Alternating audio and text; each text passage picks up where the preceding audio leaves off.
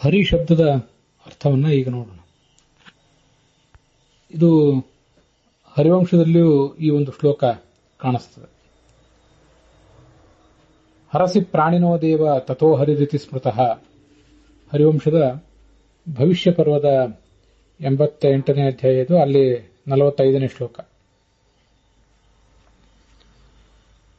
ಎಲ್ಲ ಜೀವಿಗಳನ್ನು ಕೂಡ ನೀನು ಪ್ರಳಯ ಕಾಲದಲ್ಲಿ ನಿನ್ನೆಡೆಗೆ ಸೆಳೆದುಕೊಳ್ಳುತ್ತೆ.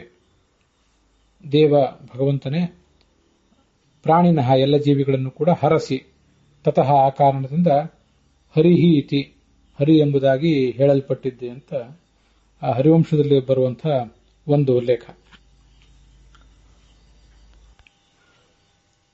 ಇಡೋಪಹೂತಂ ಗೇಹೇಶು ಹರೇ ಭಾಗಂ ಕ್ರತುಷ್ವಹಂ ವರ್ಣೋಮೇ ಹರಿತ ಶ್ರೇಷ್ಠ ತಸ್ಮಾತ್ ಹರಿರಿತಿ ಸ್ಮೃತಃ ಅಂತ ಮೋಕ್ಷ ಧರ್ಮ ಪರ್ವದ ಮಾತಿದು.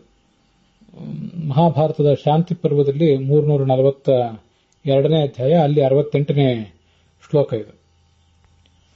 ಆಚಾರ್ಯರು ಗೀತಾ ಭಾಷ್ಯದಲ್ಲಿ 11ನೇ ಅಧ್ಯಾಯದ 9ನೇ ಶ್ಲೋಕದಲ್ಲಿ ಇದನ್ನು ಉದ್ಧರಿಸಿದ್ದಾರೆ.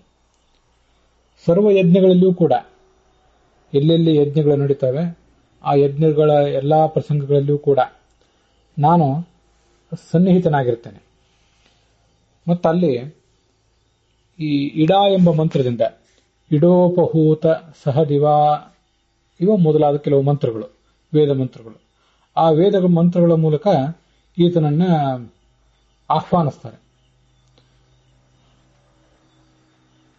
ಹೀಗೆ ಕೊಡಲ್ಪಟ್ಟಂತಹ ಗೇಹೇಶು ಅಂದ್ರೆ ಎಲ್ಲ ಯಜ್ಞಶಾಲೆಗಳಲ್ಲಿ ಪ್ರತಿ ಮನೆಯಲ್ಲೂ ಕೂಡ, ಕ್ರತುಷು ಯಜ್ಞಗಳಲ್ಲಿ ಅಹಂ ಭಾಗಂ ಹರೆ ನಾನು ನನ್ನ ಭಾಗವನ್ನ ಸ್ವೀಕಾರ ಮಾಡ್ತೇನೆ. ವರ್ಣೋಮೇ ಹರಿತ ಶ್ರೇಷ್ಠ ಅತ್ಯಂತ ಶ್ರೇಷ್ಠವಾದಂತಹ ವರ್ಣವೂ ಕೂಡ ನನಗಿದೆ. ತಸ್ಮಾತ್ ಹರಿರೀತಿ ಸ್ಮೃತಃ ಶ್ರೇಷ್ಠವಾದಂತಹ ವರ್ಣ ಅಂದ್ರೆ ಅಪ್ರಾಕೃತವಾದಂತಹ ವರ್ಣ ಅಂತ ಹೀಗದರ ಅರ್ಥ.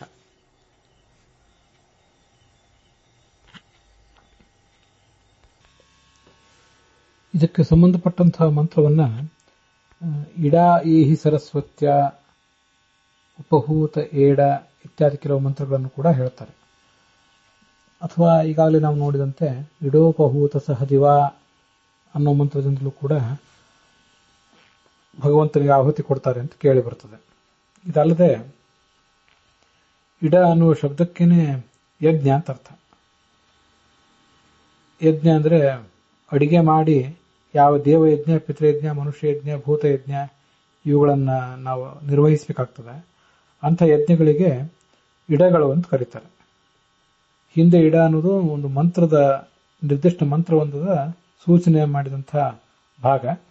ಇಲ್ಲಿ ಇಡ ಅಂದ್ರೆ ಯಜ್ಞ. ಆ ಯಜ್ಞದಲ್ಲಿ ಉಪಹೂತಂ ಕೊಡಲ್ಪಟ್ಟದ್ದು ಅಂತ ಮತ್ತೊಂದು ಅರ್ಥವನ್ನು ಕೂಡ ವರ್ಣನೆ ಮಾಡ್ತಾರೆ.